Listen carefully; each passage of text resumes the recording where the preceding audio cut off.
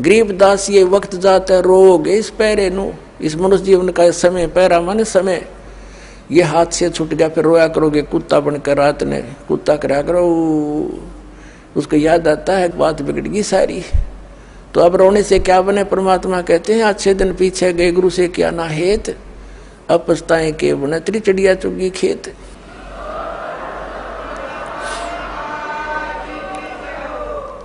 अब परमात्मा स्वयं ही वहां से चल कर आते हैं जहां वो भगवान रहते हैं, वेद गवाही देते हैं कि वहां से चलकर आता है, एक साधु रूप बनाकर कहीं भी प्रकट हो जाता। 3 प्रकार से परमात्मा हमारी धारण पोषण करता है।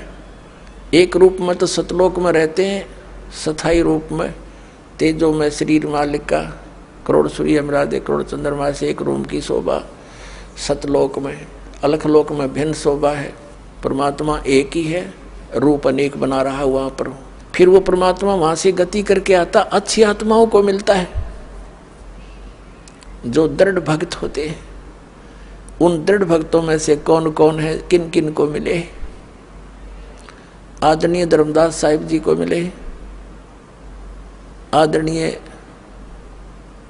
मुल्कदास साहिब जी को मिले, आदरणीय नानक साहिब जी सिख धर्म के प्रवर्तक, आदरणीय नानक देव साहिब जी से मिले, आदरणीय दादू साहिब जी से मिले, आदरणीय गरीबदास साहिब गांव छुड़ानी जिला जज्जर वाले को मिले, आदरणीय गीसा दास साहिब गांव खेखड़ा जिला मेरठ उत्तर प्रदेश वाले को मिले, और अनेकों को मिले हैं। इनका तो मूल प्रमाण हमारे सदग्रंथों में हमारे पास उपलब्ध है। वैसे कोड वर्डों में सांकेतिक बहुत वर्णन और भी मिलता है, जैसे आदरणीय नामदेव जी को भी मालिक मिले थे आके, क्योंकि हम बच्चे उसी के हैं, वही आकर उसी को दया आती है जो अच्छी आत्मा भक्ति की तरफ अग्रसर है, मिसगाइडेड है, उनको आकर मिलते हैं। कहीं भी आकर कोई भी लीला कर लेते हैं, उनको सतमार्ग बताकर फिर अंतर्ध्यान हो जाते हैं। यथार्थ ज्ञान सुनने के बाद वो प्राणी उल्टा नहीं हटता थे, सारा संसार एक तरफ हो जा।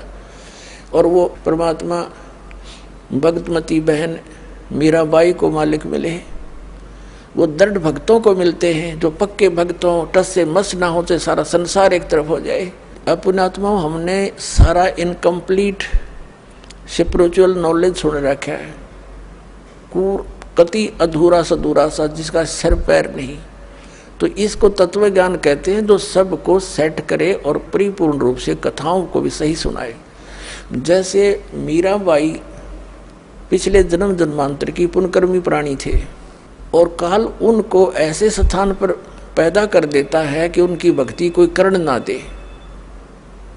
वो कैसे ठाकुरों के घर जन्म दे दिया, और राजस्थान के ठाकुर उस समय अपने आप को खुदा से नीचे नहीं मानते थे, अपनी बहन बेटियों को पर्दे में रखते थे, एक परंपरा थी उनकी। और स्वयं सब खेतों में या कहीं भी काम करना होता स्वयं करते थे, पशुओं का गोबर भी उठाकर बाहर कुड़ियों पर स्वयं डाला करते थे, अपनी बहन बेटियों को पर्दे में रखा करते, बाहर नहीं जाने देते थे। और कोई जाति थी तो उसको कलंकित माना जाता था, बहिष्कार करते थे, उसका बहुत विरोध करते थे, उसका बुरा हाल कर देते थे, यहाँ तक कि उसको मार भी देते थे। अब परमात्मा की आत्मा भगवान बन नहीं रह सकती, और पिछले संस्कार उसको टिकने नहीं देते, जिसके परिणाम स्वरूप वो आत्मा परमात्मा के लिए कहीं ना कहीं भटक रही होती है। काल ने जगह जगह एजेंट बैठा रखे हैं अपने। कहीं देखोगे कोई पूजा पाड़निया, कितने कोई पत्रालियाँ बैठा ला तेरी भविष्य बता दूँ, आजा बैठ जा धर दे 20 रुपये। फिर ये नकली संत, ये पंथ बना रखे नेरे, ये सारे एजेंट काल ने छोड़ रखे मिसगाइड करने के लिए। एक दयालु दाता हमारा पिता विधाता है, कबीर भगवान वो स्वयं आता है। वो जब ज्ञान देने लगता है तो विरोधी लोग असंख्य होते हैं। वो नकली संतों की जिनकी रोजी रोटियां बंद होने की संभावना हो जाती है, वो जनता को भड़का देते थे, हमें अपने पिता का विरोधी बना देते थे, अपने स्वार्थवश वो नकली, जिस कारण से वो खामियाना अभी तक हम भर रहे हैं, भोग रहे हैं। तो पुण्यात्मा मीराबाई की कसक बहुत ज़्यादा थी भगवान में। उसकी माँ भी धार्मिक थी। माता से उसने पता चला, श्री कृष्ण जी की मूर्ति बना करके वो उसके गुणों से परिचित होकर के भगवान श्री कृष्ण को अपना इष्ट रूप में मानकर पूजा करने लगी। अब जब उसका विवाह करने लगे तो उसकी माँ, उसने स्पष्ट कह दिया कि माता मैं दूसरी शादी नहीं कर सकती, मैंने तो ब्याह कर लिया भगवान से। तो नहीं माना, समाज का कारण था, जबरदस्ती उसका ब्याह कर दिया। विवाह एक बहुत अच्छे नेक व्यक्ति से हुआ और वो विवाह के 4 वर्ष के बाद उसके पति की मृत्यु होगी, मीराबाई के पति की। लेकिन उसने मीराबाई की प्रार्थना पर इतनी सुविधा दे दी थी कि मंदिर में जाने अलाउड कर दिया था। वो नगरी का राजा था, तो राजा के आगे विरोध कौन कर सकता है। उसके साथ में 2-3 नौकरानियां बहनें चली जाती थी, तो जिससे तो दूसरे ठाकुर लोग भी नहीं बोल सके, भी अकेली नहीं जाती है, 4-5 जाते हैं इसके साथ। और फिर राजा के सामने प्रत्येक व्यक्ति कुछ नहीं बोल सकता। अब वो मंदिर जाती थी, अटूट श्रद्धा थी भगवान में। अब परमात्मा कहते हैं सौ छल छिद्र मैं करूं अपने जन के काज, 100 छल छिद्र मैं करूं। अब क्या हुआ, दयालु है परमात्मा, सतगुरु आए दया करी, ऐसे दीन दयाल। ये हमारे परमात्मा सतगुरु आते हैं, ऐसे दीन दयाल हैं, अपनी आत्माओं को अपना रास्ता आप ही बताते हैं। एक दिन कुछ परमात्मा कबीर जी के शिष्य हो गए थे, रविदास जी और भी कई शिष्य हो गए थे, लेकिन रविदास जी उनके बहुत निकट रहते थे और वो चमार जाति से थे। आज से 600 वर्ष पहले ये छुआछूत चरम सीमा पर था और ये जो शेड्यूल कास्ट के जो व्यक्ति होते थे, अनुसूचित जाति यानी चमार हुए, जुलाहे हुए, इनसे अन्य विशेष कर सर्वण जाति बहुत इनको हे समझती थी, इनके निकट नहीं जाते थे। तो जिस रास्ते से मीराबाई जाती थी मंदिर में, उसी रास्ते में बीच में एक गरीब की झोपड़ी थी, आगे उसके साथ ही एक लंबा वैसे वन था, वृक्ष थे, खुला मैदान था। वहाँ परमात्मा कबीर जी और रविदास जी दोनों संत रूप में वहाँ सत्संग करने लग गए। अब मीराबाई जा रही थी मंदिर में और जब देखा जाते समय कि कोई साधु संत आए हैं, लोग इकट्ठे हो रहे हैं, वापस आई 1-2 घंटा मंदिर में अपनी करके पूजा अर्चना, तो वापस देखा तो वहाँ सत्संग हो रहा था। मीराबाई और सखियों ने सबने मिलकर सोचा चलो 2 वचन सुनते हैं, भगवान की चर्चा हो रही है। वो बैठ गई जाके। परमात्मा तो आए इसीलिए थे, उस अपनी आत्मा को कहते हैं गोता मारूं स्वर्ग में जा बैठूं पाताल, कह कबीर ढूंढता फिर अपने हीरे मोती लाल। जैसे परमात्मा ने सबको ऐसे ही खोजा, तो मीराबाई सत्संग सुनने लगी। परमात्मा ने सत्संग वही किया जो राम और कृष्ण के बारे में वो किया करते थे। गुण तीनों की भक्ति में ये भूल पड़ो संसारे, कह कबीर निज नाम बिना कैसे उतरो पारे। 3 देव की जो करते भक्ति, इनकी कदे ना होवे मुक्ति। सारी कथा कहानी सुनाई भगवान ने। ब्रह्मा विष्णु महेश नासवान है, इनसे ऊपर कोई और परम शक्ति है, अपने को छुपा कर दाता बताया करते थे। मीराबाई को शौक लगा जैसे बिजली का झटका लगा करे, क्योंकि वो श्री कृष्ण की पुजारण थी, श्री विष्णु की पुजारण थी। पहली बार तो पुण्यात्माओं सबके साथ ऐसी घटना घटी। दास को भी ऐसा झटका लगा था, जब क्योंकि दास श्री कृष्ण और विष्णु का कट्टर पुजारी था, हनुमान जी के व्रत रखता था। श्याम जी हमारे दादा लाई वह गांव पूरी साजली पूजा वो भी करता था। तो पहली बार दास को भी बड़ा दुख हुआ था, लेकिन सहन करके फिर आगे जानने की चेष्टा की तो हृदय के पट खुल गए, स्पष्ट दिखाई देता है। पहले मोतियाबिंद था, हमारा ऑपरेशन हो गया, अब हृदय वाली आंखें काम करने लगेगी। अब मीराबाई को बड़ा दुख हुआ। सत्संग के बाद कहने लगी महाराज जी आप क्या बात कह रहे हो, क्योंकि पुण्यात्मा कोई भी जो प्रसन्न भी करते हैं वो सभ्य तरीके से करते हैं। कहने लगी महाराज जी हमने तो कभी ये बात सुनी नहीं, आप जो बता रहे हो। तब परमेश्वर ने कहा बेटी जो नहीं सुनी वही सुनाने आया हूं मैं। जो तुमने सुना है वो लोकवेद है, दंत कथाएं हैं। ये रामकृष्ण की आप मृत्यु होती है तो प्रश्न किया उस देवी ने कि भगवान आप कैसे कह रहे हो। भगवान श्री कृष्ण जी ने मोर ध्वज राजा के पुत्र ताम्र ध्वज को आरे से चिरवा कर जीवित कर दिया, आप कैसे कह रहे हो कि वो कुछ नहीं कर सकते। परमात्मा ने कहा बेटा मैं ये नहीं कह रहा कुछ नहीं कर सकते, पर ये तुम्हें मुक्ति नहीं दे सकते। फिर इनकी सामर्थ्य देख लो। मोर ध्वज राजा का लड़का तो श्री कृष्ण ने जाके जीवित कर दिया क्योंकि उसके सांस शेष थे, उसकी आयु शेष थी, इतना ये कर सकते हैं। ये तो एक जादूगर कर देता है, छोटे मोटे साधु संत कर देते हैं। लेकिन श्री कृष्ण जी जब कहाँ गई थी उनका वो सामर्थ्य, जब उनका सगा भांजा अभिमन्यु महाभारत के युद्ध में चक्रव्यूह में मारा गया था। सुभद्रा का पुत्र जो श्री कृष्ण की बहन थी सुभद्रा, श्री कृष्ण रो रहा था, 500 पांडव रो रहे थे, उनका कुल नाश हो रहा था, तो क्यों नहीं जीवित किया श्री कृष्ण जी ने अभिमन्यु को। अब सुन होगी। फिर पूछा उसने जी कारण क्या था कि बेटी अभिमन्यु का प्रारब्ध इतना था, उसकी आयु शेष नहीं थी और ताम्रध्वज की आयु शेष थी। उसने जाके दिखा दिया ड्रामा। तो सेम गिवा एकदम, क्योंकि मालिक के जो ज्ञान है ये सटीक उदाहरण है। वह घर चली गई तो कहने लगी जी, फिर उसने कहा परमात्मा से, फिर दूसरा प्रश्न किया कि मुझे भगवान कृष्ण साक्षात दर्शन देते हैं, मैं उनसे बातें भी करती हूँ। परमात्मा ने कहा बेटी तू अपने कृष्ण जी तो पूछ लिए, ये देवता हैं, ये झूठ नहीं बोला करते, सच्ची बताओगे तेरे को। अब उसने तो रात में नींद आई नहीं, बहुत कसक होगी, तो उनको जैसा भी वो समय कभी प्रकट हुए, श्री कृष्ण जी से पूछा भगवान आप तो सतोगुण भगवान हैं, आप तो झूठ बोला ही नहीं करते। मैंने ऐसे ऐसे संतों का सत्संग सुना है, मेरे बात जची नहीं उनकी, क्या आपसे भी कोई ऊपर शक्ति है। तो श्री कृष्ण जी ने कहा मीरा वो शक्ति है, लेकिन वो हमने भी ना मिली, उसकी ट्राई करने की कोई यूज नहीं, हमने खूब सिर पटक लिया, उसका कोई अता पता नहीं लगता।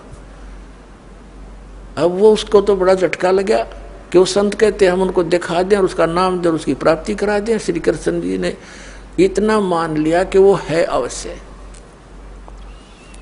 तो वह रात को नींद नहीं आया उस बेटी को। अगले दिन फिर पहुंच गई सत्संग में, वहीं बैठ गई। फिर सारी 2-3 दिन लगातार मालिक सत्संग करते रहे, फिर चले गए। हाँ फिर क्या हुआ, मीराबाई को प्रेरणा हुई कि भगवान मुझे उपदेश दे दो।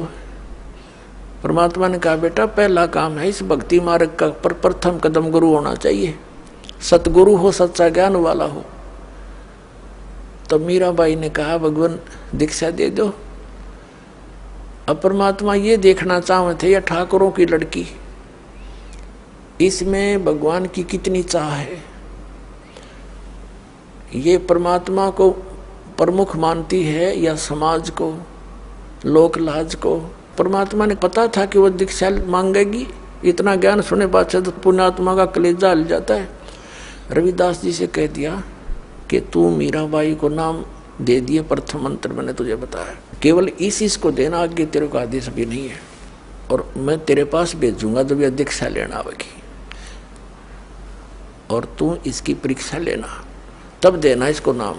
अब वह लड़की ने प्रार्थना की, परमात्मा ने कहा बेटी जा उसके पास, वो बैठा महात्मा, वो देंगे तुझे दीक्षा।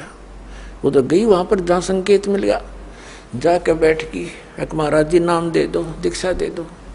रविदास जी कहने लगा बेटी बहन मैं हूँ चमार जाति का और तू है ठाकरा की बेटी। गुरु से नाम लेने के बाद जितने लोग जाके यूँ कहेंगे तूने किससे नाम ले लिया है, चमार पर नाम ले लिया, इज्जत का नाश हो गया, और जब तेरे मन में दोष आ गया भक्ति खत्म हो जाएगी तेरी, और लोग तेरी बेइज्जती बहुत करेंगे बेटी, तो कोई और देख ले अपना गुरु। तो मीराबाई ने कहा कि महाराज जी मैं आपकी बेटी, आप मेरे पिता, बाढ़ में जाए संसार, मैंने नाम दे दो, मैं पीछा छुटवाना चाहती हूँ। तो रविदास जी ने दीक्षा दे दी।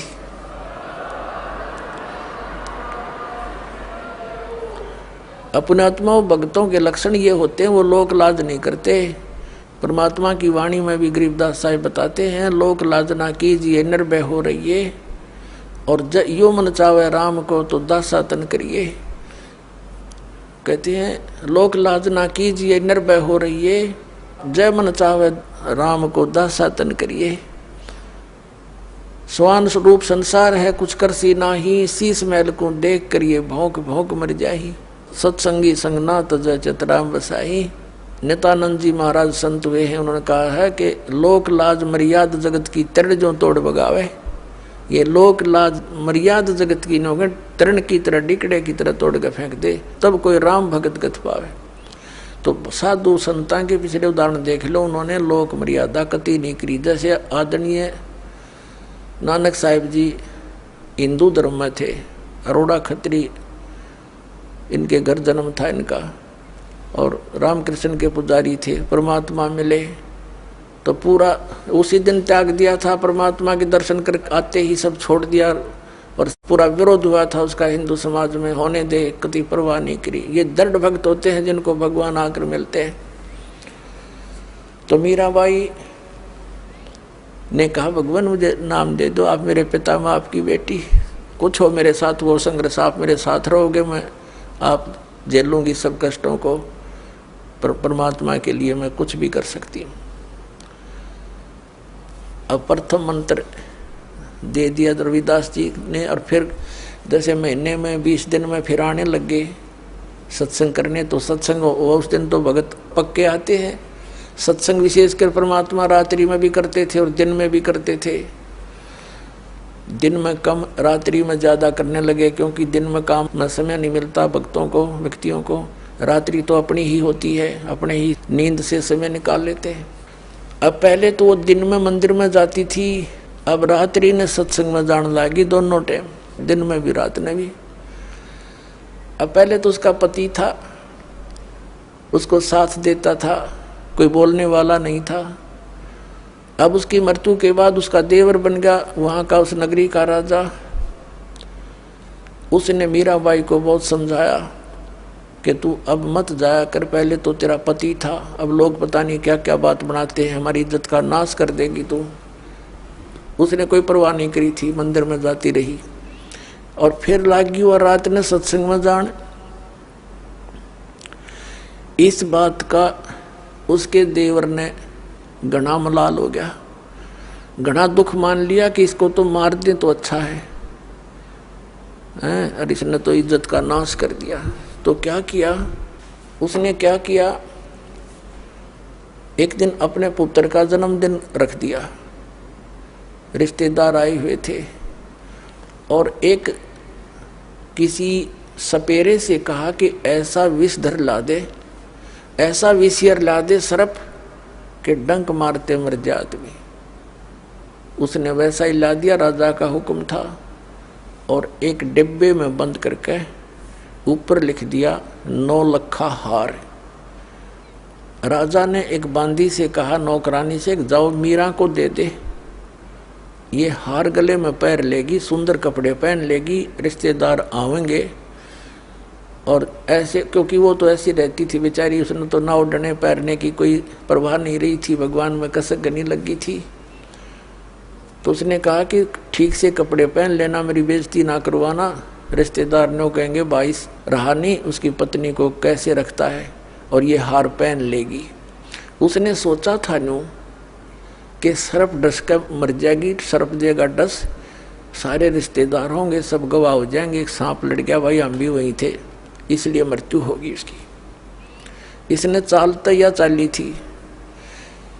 अब वो नौकरानी ने तो जाकर दे दिया, केले मीरा भाई, राजा ने बताया है इसमें एक हार है बहुत कीमती, इसको पहन लेना, और सुंदर कपड़े पहन ले, आज उनका लड़के का जन्मदिन है, दूर दूर के रिश्तेदार आए हुए। मीरा भाई बोली रख दे बेबे, पहन लूंगी। नानू का हिब्बा पहन ले,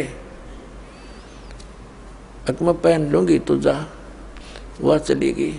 अब उसने खोला कि ना पैरूंगी तो यूं दुखी करेगा, इन बातों में तो कोई खास आंट भी नहीं मेरा भक्ति की, मेरे लिए तो माटी है, यूं हार है, जो कुछ भी है, लेकिन यूं बकवादी आदमी दुखी करेगा।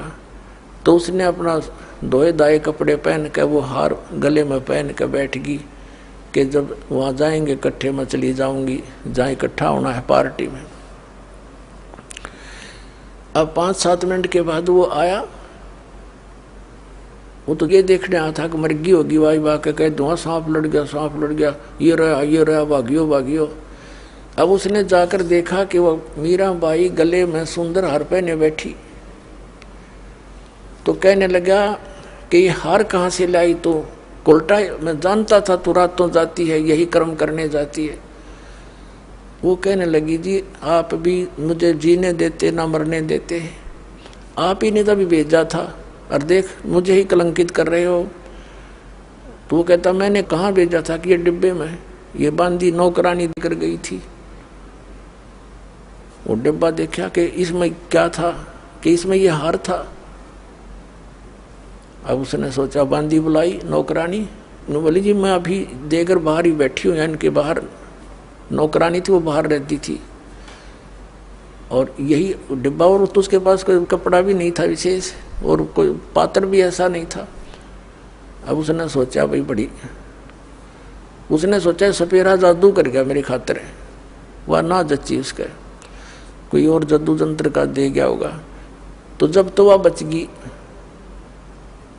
एक दिन उसने क्या किया कि एक विष मंगवाया, विष डालकर एक प्याले से, उन्हें सोचा या मरती नहीं, मानती नहीं, इसने इज्जत का नाश कर दिया, जिसको जहर से मार देते हैं। उसको कहा विष, साथ गया तलवार लेकर कि ये जहर पी ले, ये विष है इसके अंदर, या तो इसको पी लेना तेरी गर्दन काटूंगा। तलवार लेकर खड़ा हो गया। मीराबाई ने सोचा मारना तो इसने है ही, तलवार से तो दर्द होगा, विष पे लेती हूँ आराम से मर जाऊंगी। करके मालिक को याद और विष पेगी सारा। और वो देखा खड़ा खड़ा नो का नो चेहरा, आध घंटे तक बाट देखी दुश्मन ने, वो मरी नहीं, वापस आ गया या वासा होकर। तो परमात्मा कहते हैं मीराबाई को मारन लागे जहर का प्याला प्यारे, पीवत ही अमृत हो लाग्या, हो गया सर्द ही यारे। मन तू पावेगा अपना किया रे, भोगेगा अपना किया रे। भक्ति के अंदर ऐसी शक्ति है पुण्यात्माओं, विश्वास करना इस मालिक पर। ये कथाएं सुना करते थे हम, कथा नहीं थी, ये सच्ची बातें हैं।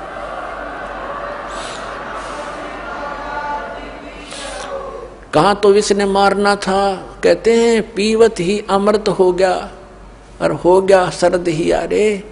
कहाँ तो विष ने बेचैनी पैदा करनी थी और कहते हैं ठंडक सी होगी उस बेटी की अंतःकरण में। अब उसने सोचा भाई ना तो या मारे तो मरती, उसके देवर ने, अब इसका के इलाज करो, इसने तो हमारा बट्ठा बैठा दिया इज्जत का।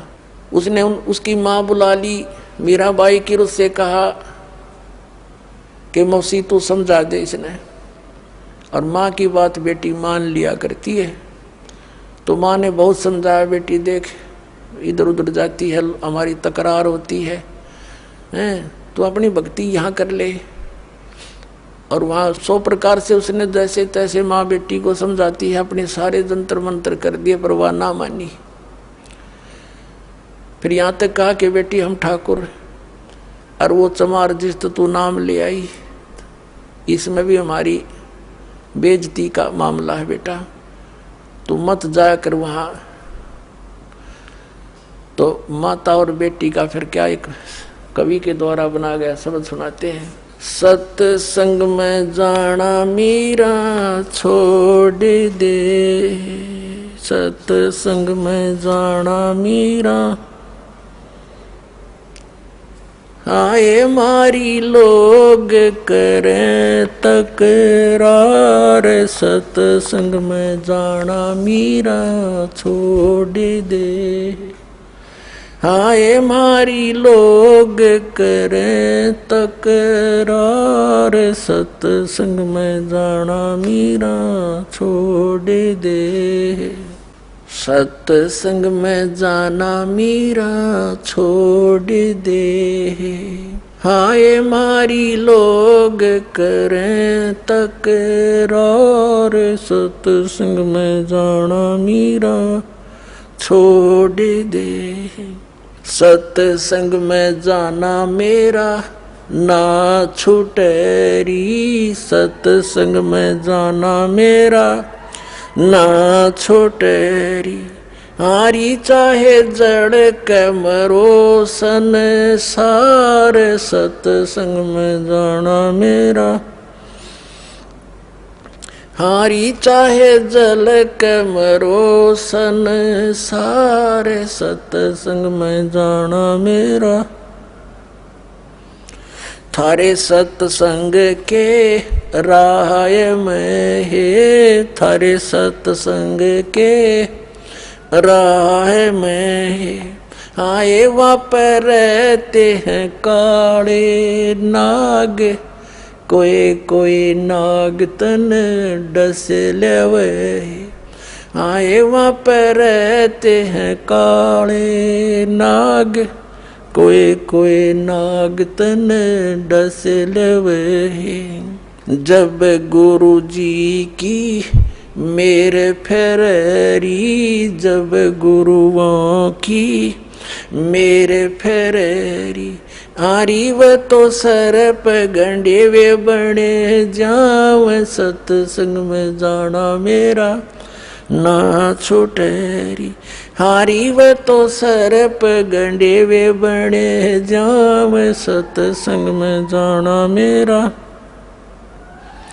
सत्संग में जाना मीरा छोड़ दे, सत्संग में जाना मीरा छोड़ दे।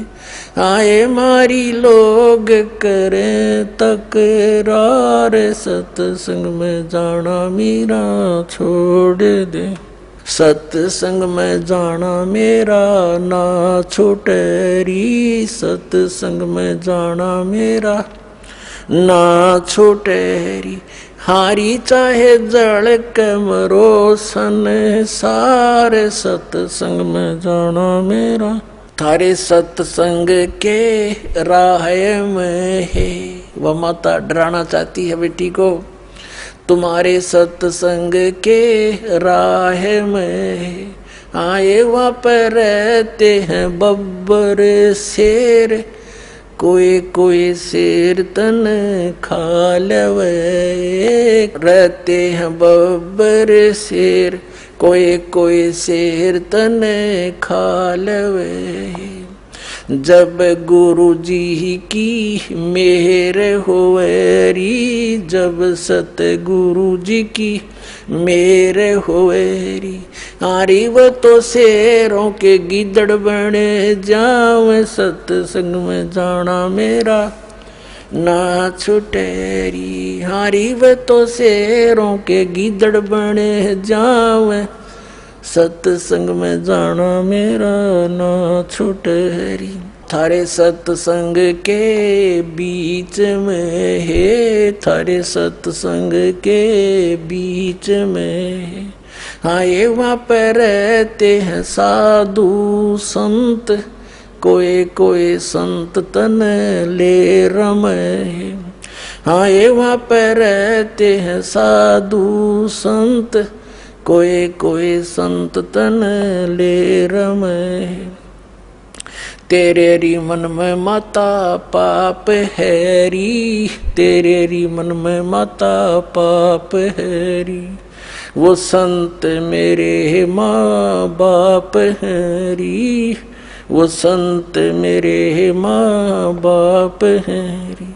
हारी वह तो कर देंगे बेड़ा पार, सत्संग में जाना मेरा ना छूटे री। हारी वे तो कर देंगे बेड़ा पार, सत्संग में जाना मेरा ना छूटे री।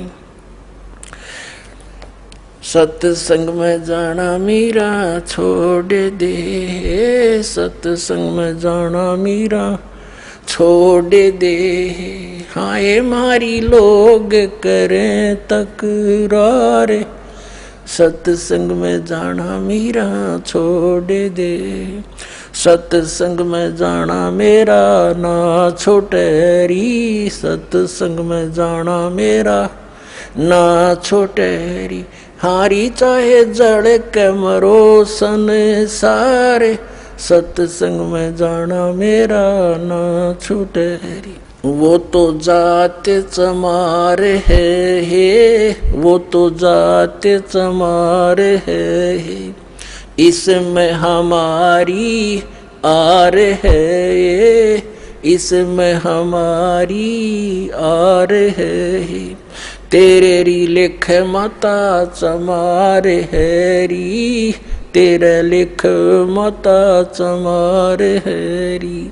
मेरा सिरजन और हरी, मेरा सिरजन और हरी।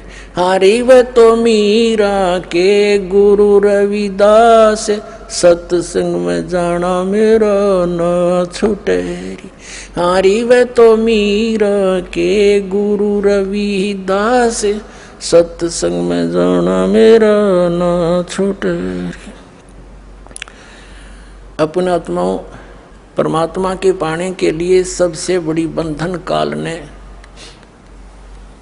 सबसे बड़े रस्से हमारा बांध रखे हैं, ये लोक परंपराओं के।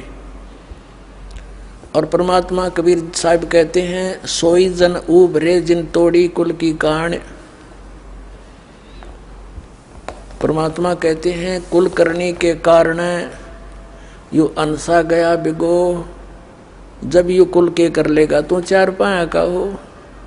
आज तो लोक लाज में कुल की मर्यादा में को प्रमुख मानकर सत्संग में आया नहीं, सत्संग सुने नहीं, ज्ञान होया नहीं, भक्ति करी नहीं, फिर गधा बन का घूमेगा, चार पाया का होगा। जब यू कुल के ढालड़ा होगा तेरे, तब यू कुल के कर लेगा तो चार पाया का हो। तो संतों को यू हृदय में जम जाती है बातें। तो यहाँ परमात्मा कहते हैं कि तन छूटे जब कहाँ समावेगा, और आखिर तुझको कौन कहेगा।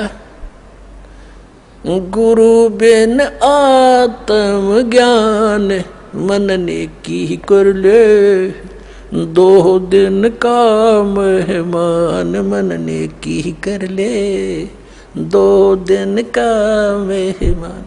कहते आखिर तुझे गुरु के बिना यू आत्मज्ञान बतावेगा कौन है।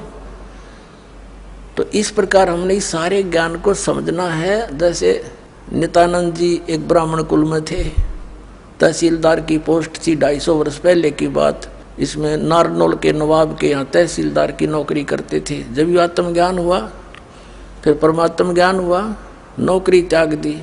पत्नी थी, वो विरोध गणा करा करती, परमात्मा की ऐसी रजा हुई, उसकी मृत्यु होगी, और वैराग बन गया। जब इस ज्ञान से परिचित हुआ तब कहा था ब्राह्मण कुल में जन्म था।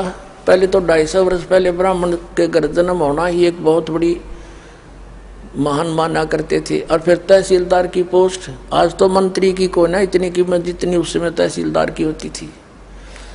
और दोनों को बद के गढ़ भगवान से दूर कर। कहते हैं कबीर साहब कहते हैं, सुख के माथे पत्थर पड़ो जिसते नाम हर देते जा, और बलिहारी उस दुख के जो पल पल नाम लटावे। परमात्मा कबीर जी कहते हैं, आग लगो ऐसे सुख के जो भगवान से दूर करे। हे परमात्मा ऐसा दुख भी दिए रखना, तेरी याद बनी रहे। तो नित्यानंद ने कहा था जब वो ये ज्ञान हो गया, जब कहते हैं ब्राह्मण कुल में जन्म था मैं करता बहुत मरोड़, और गुरु गुमानी दास ने दिया कुबद गढ़ तोड़े। संत मिले उनको गुमानी दास नाम के, कहते कुबद का गढ़ तोड़ दिया। मान बढ़ाई है, ऊंची नीची जाति वाला अभिमान भेदभाव, कहते ये कुबद का गढ़ संत बिना नहीं टूटे। तो परमात्मा के बच्चे जो होते हैं उन्हीं को मिलते हैं जो दृढ़ होते हैं। मीराबाई दृढ़ भगत थी, सारा संसार एक तरफ।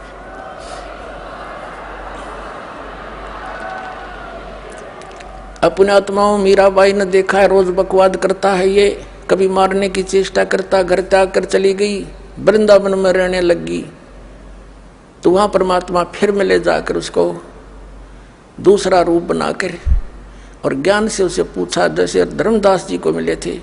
तब उस बेटी की फिर आंखें खोली, बेटा इससे आगे और भी नाम है, ये तो प्रथम मंत्र दिया है, इसके आगे सतनाम है, वो ग्रहण कर, उसको मैं दे सकता हूँ और किसी के पास नहीं है।